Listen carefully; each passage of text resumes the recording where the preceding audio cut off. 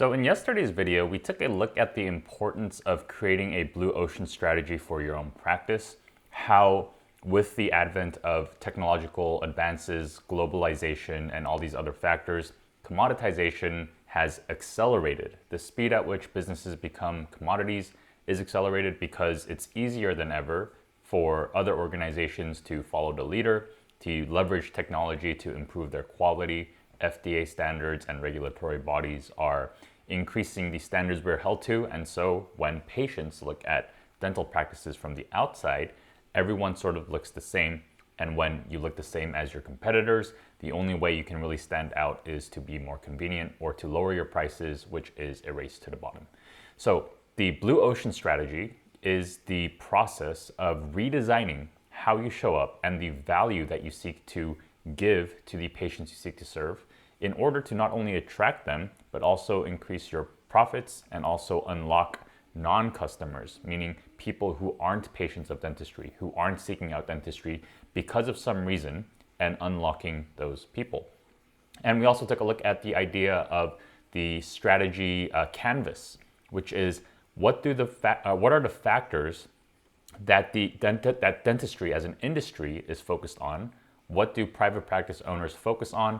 What do more corporate DSOs focus on as far as the factors of what people find valuable? So this could be things like wait times. This could be things like the personability of the doctor themselves and all these different factors. What is the makeup of that? And now let's take a look at how to create your own strategy canvas, to create your own value skew, so that when patients see your services from the outside, it is visibly different and the value that you're able to give is unlike any other practice out there, such that now you are no longer stuck in that commodity of competing with other practices, of people nickel and diming you because someone else does it for cheaper. Let's get into the process. And there's 6 steps here. So 6 paths to figuring out better ways for your organization to show up. And let's get into these. So as a quick summary, it's going to be to look across alternative industries, look across strategic groups within your industry, to look across the chain of buyers, to look across complementary products and service offerings, to look across functional or emotional appeal to buyers.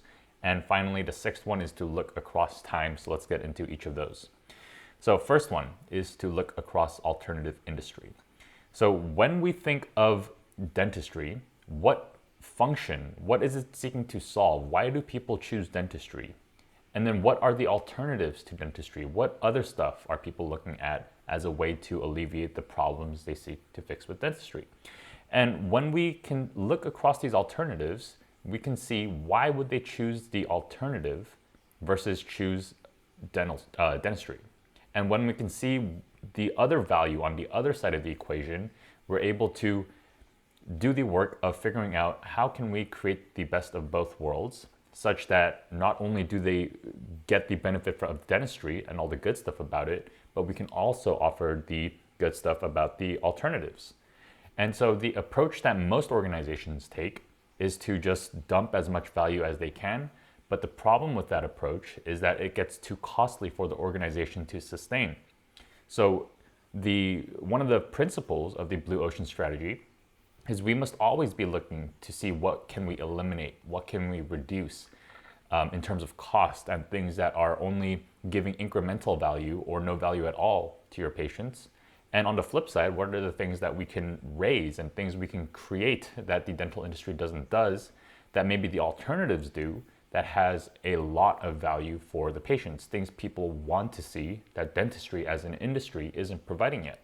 All right, so looking across other industries and alternatives for how you can show up better and how you can give more value is very important. The second one is to look across strategic groups within industries. So it's similar to the idea of looking across other industries, but now we're just looking at within dental. Why do some people choose corporate dentistry? Why do some people choose very niche, high-fee dentist? Why do people pick within the dental industry maybe do-it-yourself kits, right? And looking within these strategic groups, these groups that are seeking to serve patients by choosing corporate, by choosing do it yourself, by choosing private practice, right? Why do people choose one or the other? And again, what is the value proposition of each, and how can we incorporate that better while also removing the things that people don't like about our current way of doing stuff? All right, number 3 is to look across the chain of buyers. So when we think of people who get dentistry, who receive dental treatments, we're typically thinking of the user, right? So there are three elements of the chain of buyers, which are the purchasers, the users, and the influencers. So purchasers could be things like the parent who purchases dentistry for, like orthodontics, for their kids. And in that example, the user would be the kid as well. Or in maybe adult dentistry, the purchaser and user might be the same person. Influencers are people who are influencing the decision of where people make that purchasing decision. So it could be things like employers who are getting their team members into an insurance plan and hooking them up with a dentist, right? So these are the 3 elements of the chain of buyers within dentistry that we need to take a look at. And of course, there's more out there. There's 3 elements, but the examples I gave, there's more than that. So can you redesign your value curve to focus on an overlooked set of buyers? Like I mentioned, we typically focus on the user. Can we or some savvy orthodontists focus on the purchaser, but can we differentiate each element and figure out why are they buying? Why is that employer choosing this dental office over another? Why is this parent choosing this one over another? Why does this kid want this dentist over another? And can we integrate the elements that bring the value to those chains of buyers? If we're only seeking right now, if we're only serving, let's say, the purchaser and the user, how can we change our strategy canvas such that we serve more influencers? All right. Step 4, look across complementary products and service offerings. So the question here is, what other products or services do people use during, before, during, and after receiving dental treatments from you or receiving your service? And how can you incorporate those into your service? How can you eliminate the things that they want to eliminate by purchasing something else? How can you add the value they seek to get by purchasing something else? So, wild example, let's say before they reach out for a dentist, they're searching. And during the dental treatment, they are anxious. And after, they are in pain. Let's just say a very simple example or a wild example. Because maybe let's say before they search for a dentist, maybe you can provide a catalog of different options, different price points, and what they specialize in or what they're very good at, and have a menu that you offer your patients, right? And maybe during, you can incorporate ways to deal with anxiety, and maybe afterwards you can work some way to deal with the pain.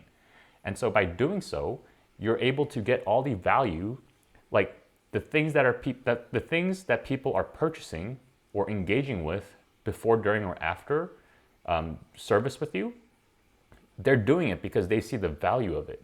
So if you're able to incorporate those elements into your service as well, then you're going to be able to deliver more massive value to your patients. All right, 5th one, look across functional or emotional appeal to buyers. So if you're showing up in a way where you're appealing to the function of people who work with you, of your patients, if you commonly talk about how it's going to reduce pain, improve function, all these functional elements, then it's going to benefit you to look at the other end of the spectrum where it's more emotional. So we make purchasing decisions sometimes based on rationality and function, and sometimes and mostly based on emotional. So if you're focused on function, what are the emotional things that you can add to your practice in order to increase value? If you're mostly focused on emotional stuff, what are the functional elements that you can add in order to increase the value that you provide to customers? If you've been focused on functional appeal, see if you can incorporate emotional appeal. And if you're going from emotional to functional, what can you strip away? Like if you're going from emotional and you're doing all these things to help people emotionally, and you want to increase the value you can provide functionally, you're gonna have to take away stuff in order to create more efficiency, streamline the process, create more predictable outcomes. For functional to emotional, what can you add? What are things that aren't being done? Maybe by alternatives, maybe by different segments that you aren't doing that you can also start to provide. All right, finally, the sixth path is to look across time. So there's 3 principles of assessing trends across time. The first is decisive to business, the second is irreversible, and the third is having a clear trajectory. So we have to look across, or we have to identify trends that fit all 3 criteria, or else we can just be looking at a trend that is reversible. So let's say like fashion. It's always cycling back and forth between what is trending, and so we can't really build a strategy on top of that. So we're looking for these 3 principles of decisive to the business, meaning it must be relative to you. I don't really care what the trend of Bitcoin might be for dentistry, let's say. Irreversible, meaning it's clear that this trend is going one direction and it's not going to later on change or shift gears. And it has a clear trajectory, meaning we know that it's going up or we know that it's going down. And when you look across these trends, you can ask yourself, how can you create unprecedented value based on how the world is changing? And this is a very powerful one as well, because now you unlock the wave, the flow of the market, and you're able to build on top of that. All right, so that's Blue Ocean Strategy in a nutshell on how to create or how to identify different ways that you can unlock more value for your patients. And by doing so, you're able to become more remarkable to them, you're able to attract them, you're able to charge a higher fee because the level of value that you provide is unlike any other practice out there, and you provide the most of it. All right, I hope you found this video helpful, and I'll see you guys in the next one.